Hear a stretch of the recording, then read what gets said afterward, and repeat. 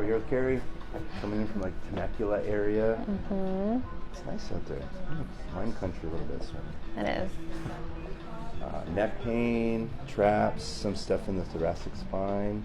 Been bugging for a while, so let me have it. Let's get rid of that. Wow. First time getting adjusted in the chair, huh? Yeah, it's different. Definitely different. Whew. It's a good angle. It helps get that curve back. That's going to take all the tension off these nerves and the muscles and the traps here. That was nice.